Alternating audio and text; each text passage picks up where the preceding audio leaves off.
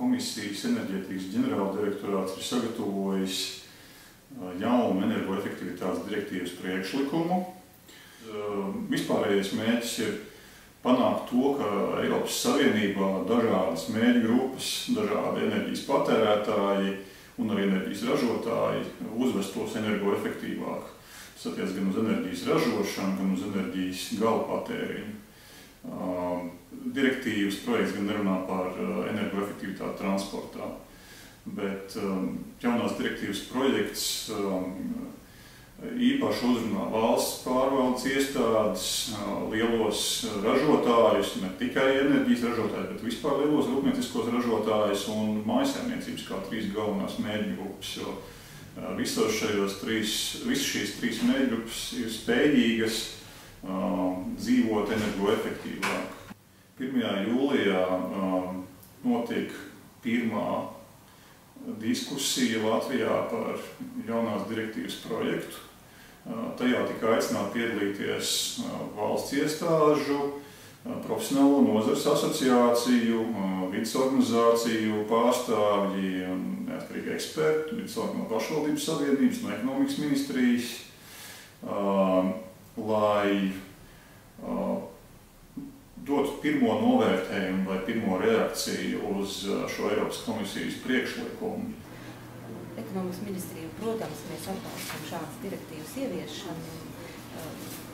Dzīvi atvieglos tas, ka tagad energoefektivitātes jautājumi tiks apvienot vienā lielā dokumentā, bet, protams, šīs direktīvas ieviešana uzliks papildus pienākumus gan valstī, gan enerģijas ražotājiem, gan rūpniecības uzņēmumiem, vairāk domāt par savas enerģijas patēriņu un organizēt labāk varbūt ražošanas procesu.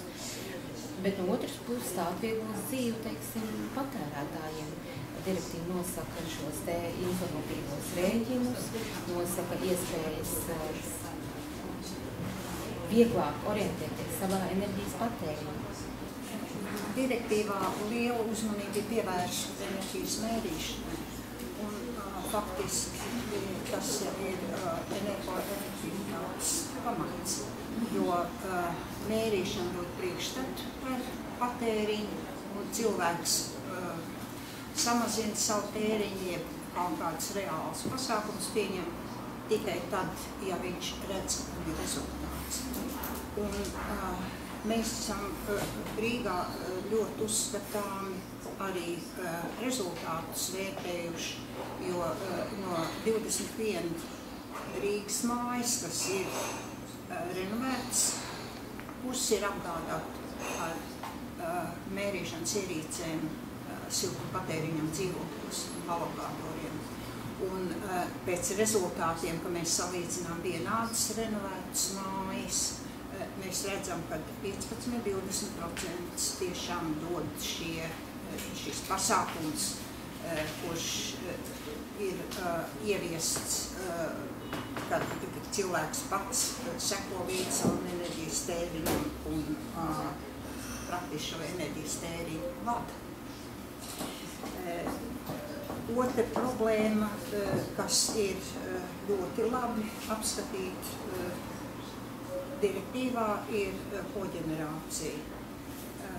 Mums Rīgā koģenerācijas līmenis ir ļoti augsts, ap 90%, un praktiski arī ļoti svarīgi ir ieviest tādus pasākumus, kas enerģijas ražošanā dod ietaupījumu. Un šeit es gribētu minēt atteikšanos no siltuma plūsmu izmešanas atmosfērā kopā ar dzēsēšanas ūdeni un notekūdeni.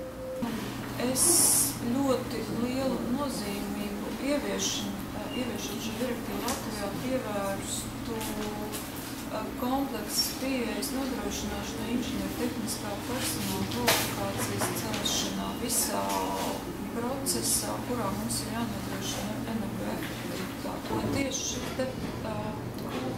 kvalitatīva izglītība katrā posmā un informācijas pieejamība, īpaši pareizā terminoloģijā latviešu valodā, ir tas, kas nodrošinās to rezultātu.